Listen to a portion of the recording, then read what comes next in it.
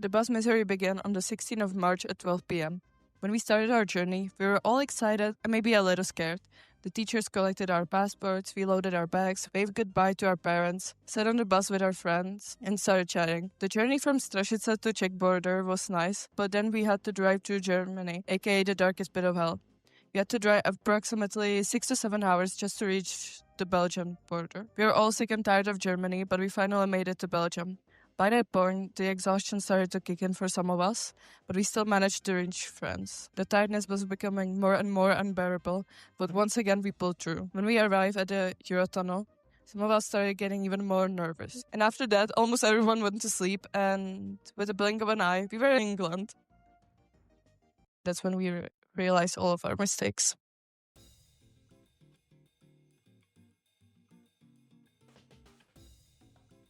We stopped at a little gas station and instantly got hit by the typical England weather. We all did our daily routine, ate something, and were ready to start the day off. The first stop we had was a rocky beach near a pier. We walked on the beach and headed straight to the city of Brighton. We had a few stops to eat and explore the city, but the first major stop was at the Royal Pavilion, which for the most part was kinda boring, but we had fun getting random selfies in all the mirrors. After that we went onto the Brighton pier, mostly just to look around because it really wasn't a great weather to go on rides. We tried to gamble a plushie, but that didn't work out too well, definitely was rigged. And after trying to catch a seagull, we went into the Sea Life Aquarium, which was actually pretty cool. We saw a lot of fish and other sea animals and went back to the bus and got prepared for the families. And oh my, the atmosphere in the bus got chaotic really quickly. Everyone was scared and nervous about who they would get. We were all talking about our plans and the things we were scared of, which I don't think even happened, just overreacting from us. But after we all got into the families, we mostly agreed that it wasn't bad and went to bed so we can get energy for the next day.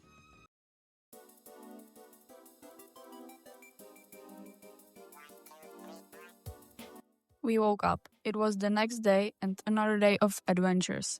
And we started out strong with a trip to Legoland.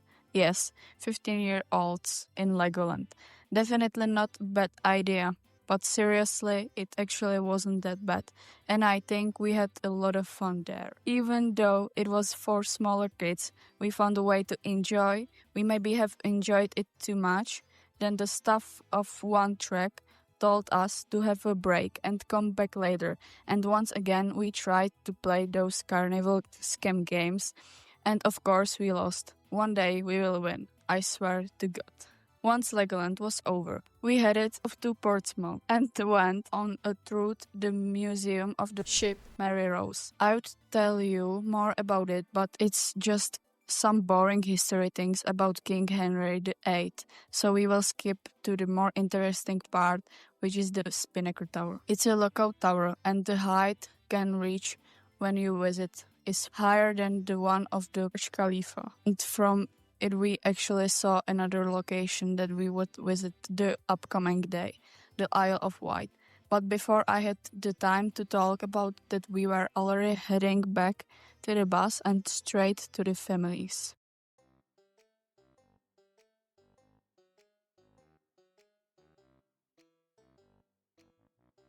So it was Wednesday, the day we go to the Isle of Wight. Of course, like any other day, we woke up really early and started the ride to Southampton. From there, we took a ferry to Isle of Wight. We only had one goal, maybe two, but I'll count it as one. And that was to go and see the Osborne House, the place Victoria Queen lived at. And of course, she didn't even show up to greet us or anything. So we went on to a quick tour.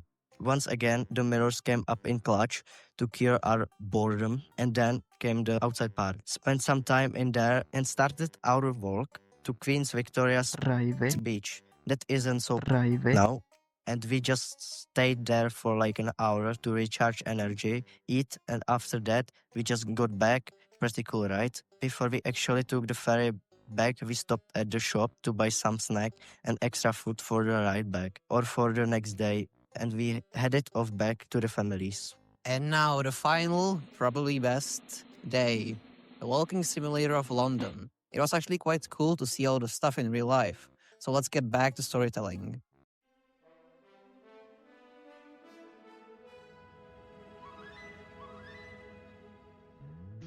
And our journey started off strong. We said goodbye to our families, packed our bags, and started the last adventure that this trip had to offer. The big city of London. We actually didn't go to London immediately. Well, we did, but what I really meant was the main part where all the known stuff is. Our first stop was the Greenwich Tower, aka the Zero Meridian. From there, we actually had like the best view of the actual city. It was gorgeous. After that, we had to walk for a while to get to the docks. Yes, we had to take a boat. Sounds boring, but trust me, it wasn't. After we stopped at Westminster, we had to take a look around. Big Ben, the London Eye, or the Tower Bridge. We all saw that in real life. It's actually so flipping cool. But before that, we had to take a tour around London. The Eye was actually our last destination, and we had a lot of other things to explore before we get to that, so let's speedrun this. We took a quick look at Big Ben, the Tower Bridge, went to see the Downing Street, Westminster Abbey, St. James Park, and from there we went to Piccadilly Circus, and right next to it was Leicester Square, where we had some free time to buy souvenirs and relax for a bit.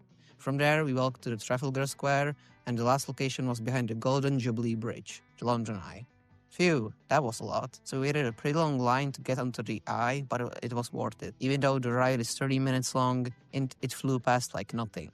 And the view, oh my god, it was so awesome. You can see everything from up there. Everything. After we got back down to earth, our time was up. This was the last thing we did in England. It's over.